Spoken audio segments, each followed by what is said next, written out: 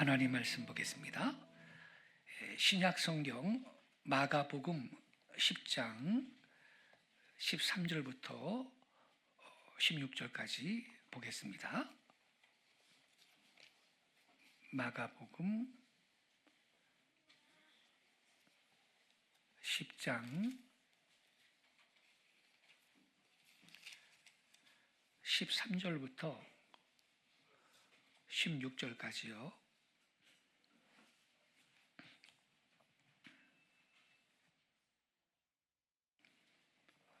저랑 한 절씩 교독하겠습니다. 제가 먼저 13절을 읽겠습니다. 사람들이 예수께서 만져주심을 바라고 어린 아이들을 데리고 오매 제자들이 꾸짖거늘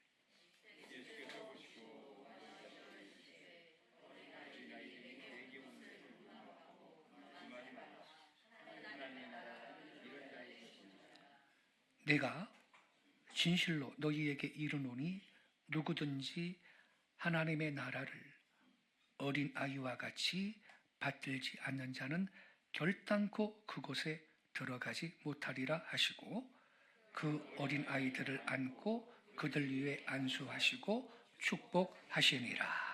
아멘.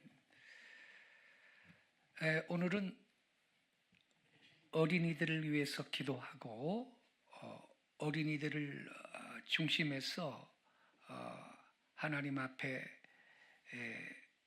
기도하는 어린이 주일입니다. 오늘 아침에 어린이 주일을 맞이해서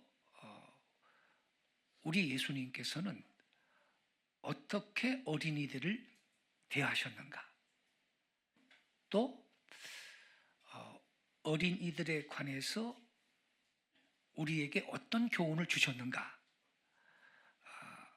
이 문제를 고찰하면서 은혜 받기를 원합니다. 본문에 보면 어머니들이 자기 아이들을 우리 예수님께서 한번 만져주시기를 원해서 아이들을 데리고 예수님께 나왔거든요. 근데 제자들이 꾸짖었습니다. 책망을 했어요. 왜 데려오냐고. 그 이유가 뭔지 성경에 안 써 있지만 아마도 우리 예수님께서 여러 가지 큰 일로 바쁘신데 어른들만 상대해도 너무 바쁜데 어떻게 애들까지 이렇게 분주하게 하는 것이냐, 이렇게 생각해서 꾸짖은 것 같습니다. 근데 우리 예수님께서 제자들의 그런 행동을 보고 노하셨다는 겁니다. 그리고 어린아이가 내게 오는 것을 금하지 말라 하면서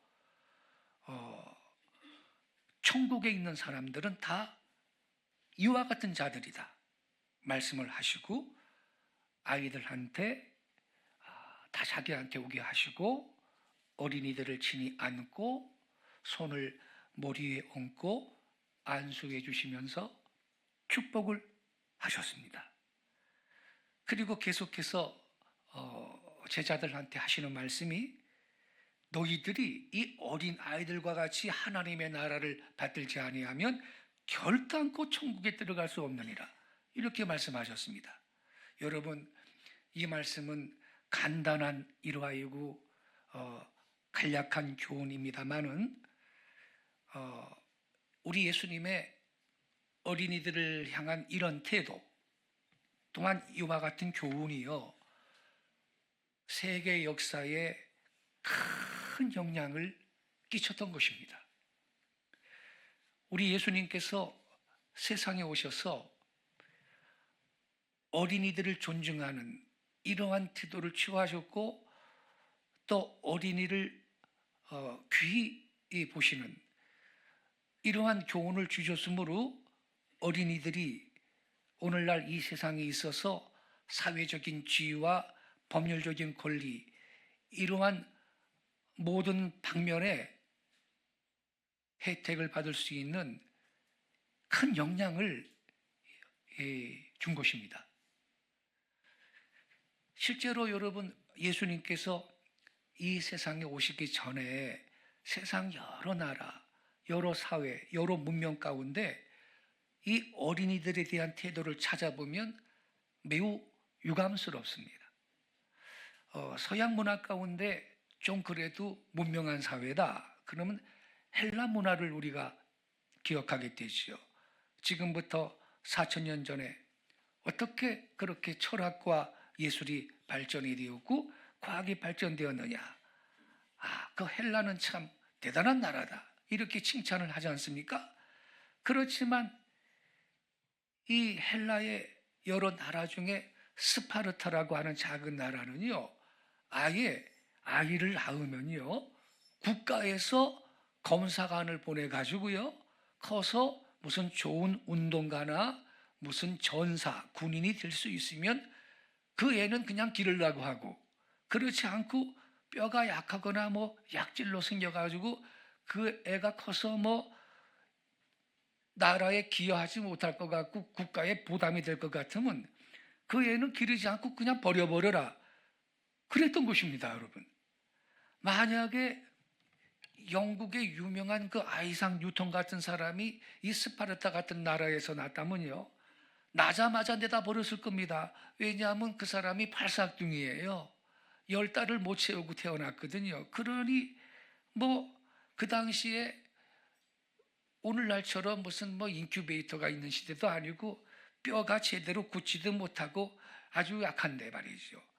그래서 부모가 아유, 이놈이 나중에 사람이 될 수 있겠느냐, 그런 의문을 품었고 그래도 길렀더니요, 제일 머리가 좋은 위대한 과학자가 된 겁니다.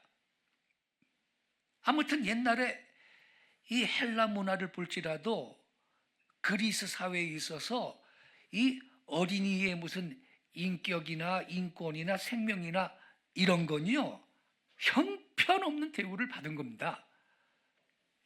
우리가 뭐 동양의 5,000년 문화를 가끔 이야기하지만요, 실은 기독교 문화가 이 땅에 들어오기 전에 우리나라를 위시해서 동양에 있어서 이 어린이의 생명이라는 거, 그보다 더 뭐 특별하게 귀한 대우를 받았느냐? 그렇지 못했습니다. 우리 동양에 있어서 어린이의 생명은요, 부모한테 절대적인 권리가 있어가지고 사실 이 부모는 자녀의 생사에 대한 권리를 갖고 있었는데, 오랜 옛날에는요, 부모가 자기 아이를 죽여도 그게 법률상 죄가 되지 않았습니다. 더욱이 노예의 아들이나 노예의 어린이들은 짐승의 새끼와 같이 어릴 때부터 팔고 사고 그랬습니다. 이렇게 말하자면 어린이의 생명이, 그들의 인격이라는 게 천한 대우를 받은 것이 역사적인 사실인 겁니다. 우리 사회의 일반 사상이 어린이의 생명에 대해서 어떤 태도를 취했느냐 익히 짐작할 수가 있습니다. 근데 우리가 분명히 기억할 것은 이 세상에 우리 주 예수님께서 오심으로 말미암아 주님께서 오셔서 아이들을 귀히 여기시고 아이를 존중히 여기시고 사랑하시고 축복하시면서 오히려 어린이한테 배우라고 하셨고, 그래서 이 기독교 문화, 기독교 사상, 이것이 교회를 통해 세상에 이 전파가 되면서 아이들의 인권이 재발견되고 아이들을 존중하는 문화가 형성이 되기 시작한 것입니다, 여러분. 우리 예수님께서 세상에 오심으로써 어린이도 그 생명의 중기성을 갖게 되었고, 점차 기독교 문화가 보급됨으로써 어린이의 인권이 사회적으로 인정받게 되고 법률적으로도 인정받게 된 것을 생각할 때 오늘 본문에 나오는 이 간단한 일화와 교훈을 우리가 소홀히 볼 수가 없는 것입니다. 오늘날로 말하면 많이 개화가 돼서 어떤 나라든지 아무리 빚덩어리이지만 사람의 생명인 이상 법률상 보호를 받게 되어 있습니다. 어린이를 죽였을지라도 살인죄로 형벌을 받게 되는 것이고, 문명한 나라들은 다 아동학대 방지법 이런 게 다 있는 거예요. 예. 그래서 어린아이가 무슨 공장 같은 데 들어가 취직을 시켜가지고 중한 노동을 못 지키게 하는 거예요. 저 후진국들이나 그러지. 그리고 내 아이가 아니라고 해가지고 까닭없이 학대하면 법률로 제재를 받는 것입니다. 내 어린이든지 남의 아이든지 어린이를 학대하면 법으로 이것을 제지하는 아동학대 방지법이 대체로 선진국이다 문명한 나라는 성립이 되는 것인데, 이 원천이 예수님이신 것입니다. 우리 주 예수 그리스도의 일화와 교훈에서 이러한 고상한 사상이 세상에 형성이 된 것입니다. 이와 같은 배경을 여러분 마음속에 생각하시면서 이 일화를 다시 한번 오늘 아침에 묵상해 보세요. 어머니들이 아이들을 만져달라고 오늘 본문에 보니까 예수님께 데려왔잖아요. 근데 제자들은 예수님이 너무 지금 분주한데 뭐 애들까지 데려오냐 이렇게 생각했겠죠. 그래서 이 애들 데려온다고 여보 책망해가지고 돌려보내라고 했습니다. 근데 이 광경을 보시고 예수님께서 노하셨다는 겁니다. 노하셨대요. 예. 14절에 보니까 예수께서 보시고 노하시어 이르시되 이렇게 써 있습니다. 여러분 사복음서를 보세요. 예수님께서 노하셨다라는 말씀이 잘 안 나타납니다. 그분은 아주 온유하시고 겸손하신 분이시라 심지어 보통 우리로서는 분을 낼 만한 자리에서조차 예수님은 노하시지를 않습니다. 예컨대 사마리아 동네를 지나갈 때 날이 어두워가지고 그 동네에서 하룻밤 좀 묵고 가려고 그랬는데, 이 사마리아 사람들하고 이 사람들은 유대 사람들한테 편견을 갖고 미워했거든요. 그래가지고 이 동네에서 잘 자리가 없다 거절했어요. 그때 야고보와 요한이 부흥을 했습니다. 예수님 이런 법이 어디 있습니까 세상에. 하늘로부터 불을 내려봅시다. 하늘로부터 불을 명해서 내려오라고 해가지고 저놈들 다 죽여버리자고 이런 말을 한 거예요. 그런데 그때도 예수님은 분내지 않았습니다. 오히려 그러지 말라고 요한과 야고보를 책망하고 다른 동네로 갔습니다. 예.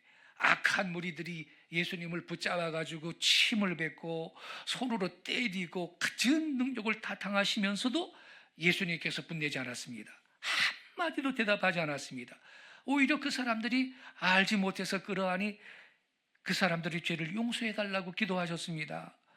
이렇게 여러분 우리 보통 사람이 분을 낼 만한 때도 예수님은 노하시지를 않았어요. 근데 이 본문에 보세요. 여기서는 예수님이 노하셨습니다. 예. 아이들을 좀 예수님한테 데려와서 좀 만져달라고 축복 좀 해달라고 엄마들이 데려오는데 제자들이 왜 데려와 그거 저리 가 이러니까 예수님이 노하셨다는 겁니다. 예? 다시 말하면요, 예수님께서 분내신 것은 아이들이 자기한테 오려고 하는 것을 아무리 자기가 사랑하는 제자들이라도 이것을 막을 때 여기서 의분을 내시고 노하시며 제자들을 책망하셨다 이 말입니다. 왜 예수님께서 이렇게 사랑하는 제자들이라도 책망했느냐? 제자들이 물론 의식적으로 한 것은 아니었겠지만 무의식적으로라도 어린이를 경시하는 태도가 나타났기 때문인 것입니다. 아이들을 가볍게 본 거예요. 어른들이 대단히 분주한데 애들이 왜 와서 덤비느냐? 그런 태도를 흔히 가지기 쉽습니다. 근데 우리 예수님께서는 아이들을 경시하는 그런 태도를 볼 때 불이 여기졌습니다. 우리가 가정에서도 어린이를 경시해서는 안 되겠습니다. 국가와 사회에서도 어린이들을 경시해서는 안 되겠습니다. 그리고 교회에서도 아이들을 경히 여겨서는 아니 될 줄로 믿습니다, 여러분. 근데 교회에서조차 그런 일이 가끔 있고 실제로 있는데, 그 대표적인 게 오늘 우리 성찬식 하지요. 성찬식에서 애들은 빠져라, 이겁니다. 이게 잘못된 거예요. 여러분, 어린이 성찬을 금지하는 이 관습은 로마 가톨릭 교회의 그릇된 유산입니다. 기독교는요, 초대교회부터 어린이 성찬을 실행해 왔습니다. 유아 성찬을 초대교회부터 원래 실행을 했습니다. 그래서 이 정교회라고 있죠. 정교회, 동방정교회. 정교회는요, 오늘날도요, 그 전통을 계승하고 있습니다. 유아 성찬합니다. 이 유아 성찬에 대한 고대 문헌들의 증언이 많이 있는데, 한 교부는요, 생명의 양식인 성찬은 건강한 사람보다는 유아들처럼 연약한 자들에게 더 필요한 것이다, 이랬습니다. 어거스틴도 역시 유아가 세례를 받았다면, 이 유아 세례 있잖아요. 유아가 세례를 받았다면 어른과 차별 없이 모든 권리가 주어져야 한다, 이렇게 주장을 했고, 그래서 그 시대에 이미 유아들이 떡과 포도주를 모두 받았다는 기록을 남겼어요. 그러나 이처럼 활발했던 유아 성찬의 전통이 로마 가톨릭의 교권주의와 이 화채설 때문에, 여러분, 천주교는요, 오늘 우리 성찬식 하지요. 이 신부님이 성찬식 할 때 있지요, 이 기도하고 축성을 하면요, 이 빵이 실제로 예수님의 살로 순간 싹 바뀐대. 기적이 일어났대요, 기적이. 그게 거짓 표적이에요. 그리고 포도주도 실제 예수님의 피로 바뀐다는 거예요. 이거를 화채설이라고 합니다. 그래서 실제로 예수님의 살과 피가 됐으니 이렇게 절도 한번 합니다. 사제가 성체조배라고 해요. 그걸 성체조배. 이게 미신적인 행동이거든요. 여러분, 여기에 제 사진이 하나 걸렸어요. 여기 제 사진이 걸렸어요.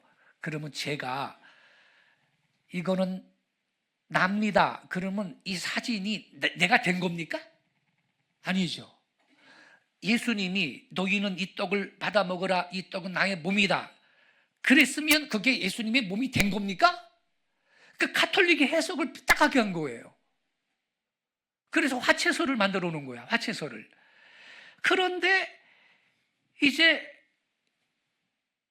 이렇게 실제 예수님의 그 이 살과 피로 바뀌었다고 이 사람들이 믿으니까, 이 유아들은 성찬식에 참여할 때 주님의 몸과 피인 빵과 포도주를 바닥에 흘릴 가능성이 크다는 거지. 그리고 실제로 그런 적도 있고, 그래서 이거를 방지하려고 성찬식에서 애들은 다 빼버린 거예요, 천주교가. 이게 13세기에 이르러서 법적으로 아주 금지를 해버렸고, 이게 불변의 진리처럼 간주가 되고 있는데 잘못된 전통이거든요.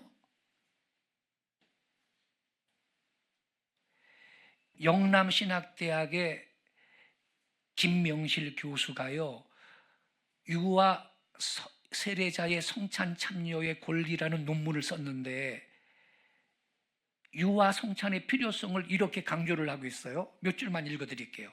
기독교는 초대교회부터 유아 성찬을 해왔고, 초대교회 교부인 어거스틴도 유아가 세례를 받았다면 어른과 차별 없이 성찬의 권리가 주어져야 한다는 기록을 남겼다. 하지만 13세기에 이르러 로마 가톨릭의 화채설에 근거해서 법적으로 금지됐는데, 유아들이 성찬에 참여해 부주의로 떡 등을 흘리는 걸 용납할 수 없었기 때문이다. 유아 성찬이 원래 교회의 전통이었던 만큼 할지 말지가 아니라 회복할지 여부만 논의하면 된다 그랬어요. 우리는 그래서 유아 성찬을 하는 겁니다. 어린이들이 성찬식에 우리는 다 참여하는 거예요. 할렐루야. 제대로 하고 있는 거예요. 우리 교회에요, 해피림은요, 우리 성도들은 이걸 다 교육받아서 알지만 이 성찬식을 하는 날 목회하다가 은퇴하신 목사님이 이 참석을 우리 교회 예배 참석한 적이 있어요. 근데 애들이 다 나와서 성찬식 참여하니까 이분이 쇼크를 먹으셨나 봐. 그 다음부터 한 번도 안 와. 한 번도 안 등장을 안 해요. 그러니까 말이에요, 이게 신학과 성경을 바로 하는 게 중요하거든요. 아마 그분은 이 선입견이 있어서 이 교회가 무질서하고 난장판인 교회다라고 오해를 했겠지. 그게 아니거든요. 우리가 제대로 하는 거거든요. 근데 여러분, 더 중요한 사실은요, 1960년대 중반 이후에 세계 개신교회들, 특히 북미의 장로교, 루터교, 성공회, 감리교 등에서도요, 이 유아 성찬을 실행하기 시작했습니다. 1960년대. 미국 장로교회나 스코틀랜드 장로교회에서 변화는 더욱더 적극적입니다. 예배 지침서를 통해서 유아 세례와 동일한 원칙인 하나님의 선제 은총과 부모의 책임적 양육에 기초해서 유아 세례자들한테 성찬 참여의 권리가 있다라고 분명히 밝히고 있는 것입니다. 이제 우리 한국교회 모든 교단들도 세계 교회들의 변화를 감지하면서 지역교회들에게 유아 성찬에 대한 신학과 실천에 있어서 적절한 지침을 마련을 해줘야 할 때가 됐습니다. 개혁된 교회는 계속 개혁되어야 한다라는 모토가 있습니다. 예. 잘못된 건 계속 개혁을 해야 되는 것입니다. 그게 진짜 프로테스탄트인 것입니다. 유아 성찬이 예배 회복과 다음 세대 양육의 과제 앞에 우리 한국 교회가 서 있는데, 이것이 이 유아 성찬이 새로운 전환점을 마련해 주는 그러한 계기가 될 것입니다. 여러분, 유대인들은요, 지금도 유월절 식탁에서 자녀들한테 하나님의 구속 사건을 가르치고 있고요. 예수님 역시 식탁에서 그 제자들을 가르치셨습니다.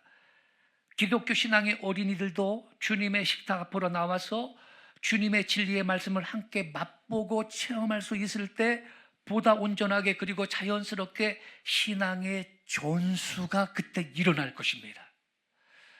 엄마, 아빠, 이거 뭐야? 이거는 예수님이 우리를 위해서 그 몸을 다 찢기시고 피를 흘리고 돌아가셨거든. 그래서 그분의 사랑의 희생을 우리가 이 떡과 잔을 먹고 마시면서 기념하는 거야. 알았지? 네. 이렇게 신앙의 전수가 이걸 계기로 일어나는 걸 깨닫기 바랍니다. 이 좋은 걸 왜 안 합니까? 어린아이들한테 왜 못하게 해야 됩니까? 종교개혁 당시에 유아 세례를 반대했던 제세례파가 있어요. 제세례파.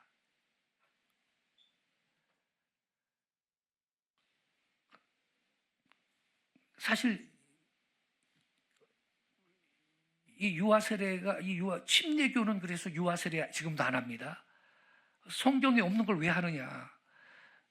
세례는 예수님을 내가 지적으로 충분히 영접하고 구주임을 알고 영접한 그들에게 세례를 주는 건데, 유아 세례는 부모의 신앙의 근거에서 이 믿는 집안의 자식이니까 선제적인 은혜가 있다, 막 이런 해석을 갖다가 붙이면서 유아 세례를 주고 있는 거거든요, 장로교가. 근데 이 문제가 신학적으로 어떤 문제인지는 지금 나눌 수가 없지만, 그래가지고 종교개혁 당시에 이 제세례파는 뭐냐면 유아 세례를 반대했던 자들인데, 유아 세례 받았니? 너 세례 다시 받아야 돼.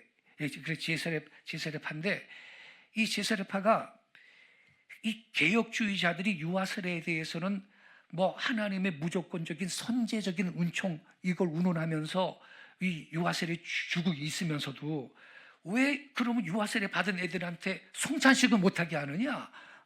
유아 성찬에 대해서는 인간의 분별력을 요구하는 모순을 갖고 있다. 잘못된 거 아니냐? 이렇게 비판을 했다고요. 이러한 비판을 한국교회가 겸허하게 받아들여 새로운 개혁을 위한 밑거름으로 삼아야 할 것입니다.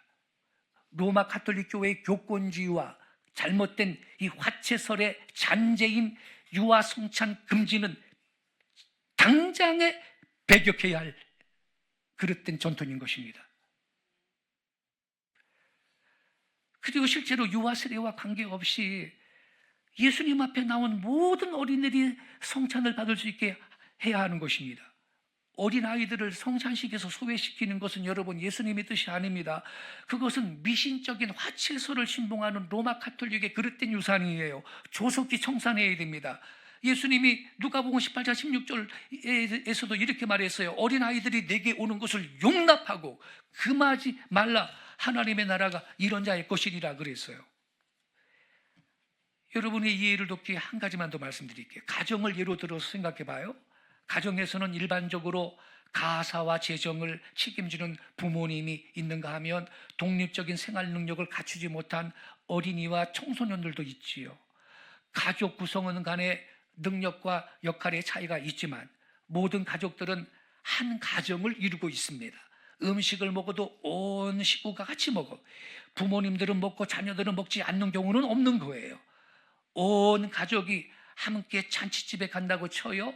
잔치집에는 어른들뿐만 아니라 어린이와 청소년들도 참석해요. 어른들이 즐거워하며 음식을 먹듯이 어린이들과 청소년들도 역시 그 즐거움을 나누며 음식을 먹는 겁니다.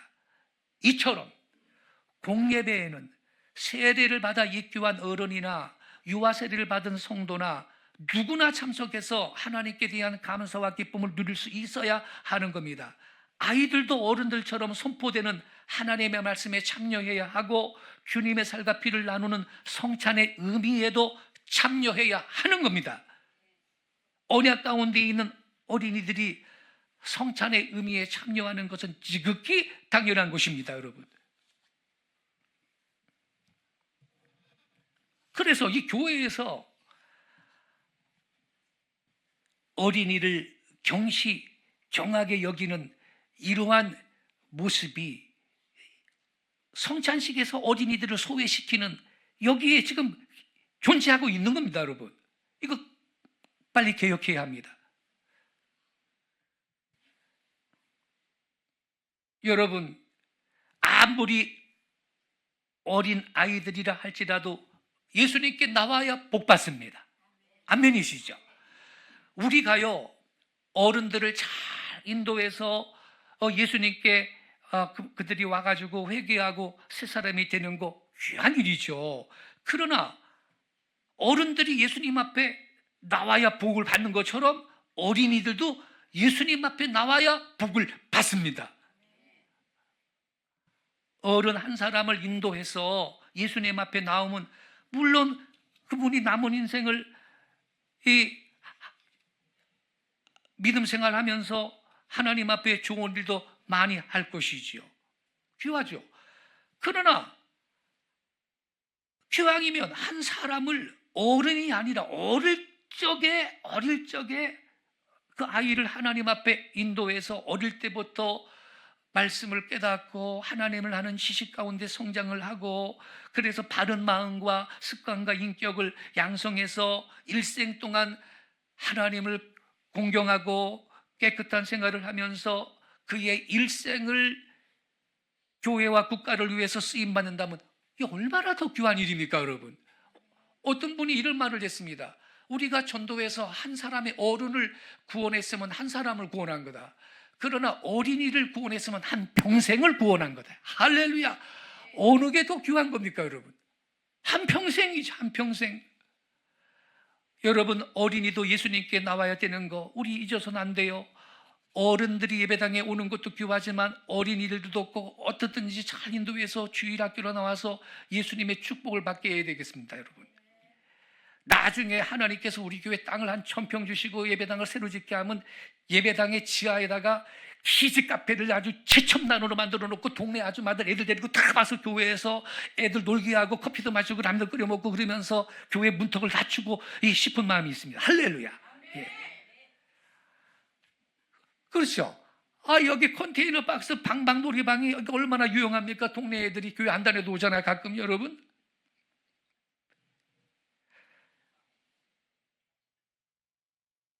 어른들이 교회 나오는 거 귀하지만 아이들을 어떻게든지 잘 인도해서 주일학교로 나와서 예수님의 축복을 받게 해야 될 줄로 믿습니다. 그런데 이 예수님의 제자들이요, 예수님의 이 마음을 몰라. 예? 예수님의 이 심정을 몰라요. 우리 예수님이 얼마나 어린이를 사랑하시고 귀히 여기시며 예수님은 아이 쪽부터 이 사람을 축복하시기를 원하셨는데 이 예수님의 간절한 심정을 제자들이 이해를 하지를 못했어요. 우리는 예수님의 이 마음을 이해할 수 있기를 바랍니다. 예수님께서 말씀하시기를 상가 이 소자 중에 하나라도 없이 여기지 말라. 내가 너희에게 이르노니 그들의 천사들이 항상 하나님 아버지의 얼굴을 하늘에서 뵙느니라 그랬거든요. 여기서 천사들은 우리가 흔히 말하는 수호 천사의 개념으로 해석될 수도 있고요, 그들의 천사들이 항상 하나님을 뵙는다 그랬어요. 그리고 또한 어린이들의 가치와 존엄이 하나님 앞에서 그만큼 높다라는 것을 강조하는 표현이기도 한 것입니다. 그래서 우리는 여러분 어린이라고 함부로 경시해서는 안 되겠어요. 또 예수님께서 말씀하시기를 내 이름으로 이런 어린이 하나를 영접하면 곧 나를 영접하는 것이고 나를 영접하면 하는 것은 나를 보내신 아버지를 영접하는 것이라 그랬잖아요. 여러분 영접한다라는 것은요, 환영한다라는 의미예요. 예, 그냥 어서 오세요 이 정도가 아니고 영접한다는 것은 환영한다라는 개념이에요. 그러니까 예수님이 나를 영접하는 것은, 어린이를 영접하는 것은 나를 영접하는 거다. 그래서 여러분 어린이를 이 영접하는 것은 환영의 의미인데 예수님을 환영하는 거예요. 어린이를 야 저리 가 막 경시하고 구박하는 것은 예수님을 환영하지 않는 거예요. 그러니까 여러분 우리는 어린이를 경시해서는 아니 될 줄로 믿습니다. 그 다음에 이렇게 분이 여기셔서 우리 예수님께서 제자들을 책망한 다음에 어린이를 자기 품에 안고 머리에 손을 얹고 기도해서 어린이의 장례를 축복해 주셨어요. 우리 예수님께서 이렇게 어린이들을 사랑하신 것입니다. 우리가 어린이들을 향한 주님의 사랑을 좀 더 배워야 될 줄로 믿습니다. 내 집에는 사랑하고 남의 집에는 무시하고 이것도 안 되는 것입니다. 내 아이가 귀한 것처럼 다른 아이도 귀하게 여길 수 있기를 바랍니다. 뉴스 다 보셨죠? 베트남에 출장 간 우리 한국 아저씨가 아침 일찍 7시쯤인가 택시 타고 1시간을 이제 콜 불러가지고서는 가는데 거의 1시간쯤 와서 이 내릴 때쯤 보니까 뒤에서 뭐가 부스럭대서 보니까 그 택시기사 5살짜리 여자 딸아이가 앉아 있는 거예요. 예. 그러니까 이분이 이 택시기사가 맞벌이 부부라 이렇게 일찍 콜이 있을 때는 학교에다 데려다 줄 시간이 안 되니까 일단 태우고 나온대요. 야, 너 손님 태울 때 넌 조용히 뒤에 가만히 있어야 돼. 손님이 기분 나빠하면 안 되니까. 이렇게 교육을 시켰는데 애가 얼마나 교육을 받았는지 도착할 시간 1시간 될 때까지 지척이 없으니까 몰랐대요. 그런데 내릴 때쯤 돼서 뭐가 부스럭대서 뒤에 보니까 이렇게 봤더니 이 한국 아저씨가 여기 애기가 있네. 아빠 미소를 지면서 여기가 아이가 있었네. 그러면서 내릴 때 지갑에서 돈을 꺼내가지고서는 이렇게 용돈을 주고 내렸거든요. 근데 이 베트남 택시 기사가 여기에 그냥 감격을 해버린 거예요. 그래가지고서는 그 영상 찍힌 걸 갖다가 이 인터넷에 다 올려버렸는데 베트남 신문에 다 이게 보도가 됐어요. 베트남 사람들이 다 감동했어. 한국 아저씨 너무 좋다. 내 아이도 아니고 남의 집 아이고 다른 나라 아이인데 이렇게 귀하게 여기는 이 모습, 예수님의 마음인 줄로 저는 믿습니다. 그러니 한국 사람들이 나중에 베트남 가서 선교하고 전도할 때 한국 사람이 선교하면 마음을 열지 않겠습니까, 여러분? 먼저 이렇게 기초를 다져놔야 되는 것이요. 지금 있죠. 무슨 BTS가 세계에서 난리인데 말이에요. 아주 서양 아이들도 좋아 죽어요. 근데 우리는 이게 큰 그림으로 보면요, 한국에 대한 호감도가 지금 세계에서 엄청 높아요. 이거 왜 이런 일이 있어요? 우리 한국 교회가 세계 선교하는 나라이기 때문에 이걸 믿으시기 바랍니다. 한국 선교사라 그러면 아우 그러세요. 말씀 전하세요. 들어보겠습니다. 이러한 분위기를 하나님이 만들고 계시는 거야. 할렐루야. 예. 성도 여러분, 우리는 오늘 어린이의 주일을 맞이하여서 얼마나 예수님이 어린아이를 사랑하셨는가, 얼마나 예수님이 이거 중요하게 여겼으면요, 어린아이 하나를 실족해 하면요 연자 맷돌을 목에 걸고 그냥 바다에 그냥 빠져 죽는 게 낫다 그랬어요.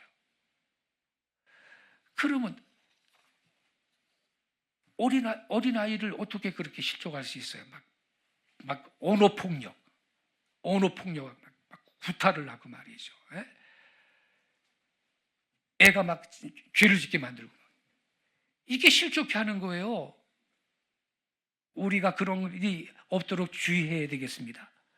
우리는 오늘 어린이 주일에 예수께서 아이들을 얼마나 귀히 여기셨는가 좀 더 깨닫고 전적으로 주님의 심정을 이해를 하고 아이들을 축복하는 우리 일생이 되시기를 예수님의 이름으로 축원합니다. 할렐루야. 자, 우리 예배팀 나오셔가지고요, 우리 이 말씀과 딱 맞는 찬송이 있어요. 예수님이 어린아이처럼 하늘나라를 받들지 않으면 천국에 못 간다고 그랬는데 우리가 하나님 앞에서 다 어린아이가 되어야 됩니다. 할렐루야. 그래서 우리 옛날에 많이 불렀지요. 주일학교 어린이 찬송 한번 부르고 말씀 붙들고 통성으로 말씀대로 살기 원합니다. 기도하겠습니다.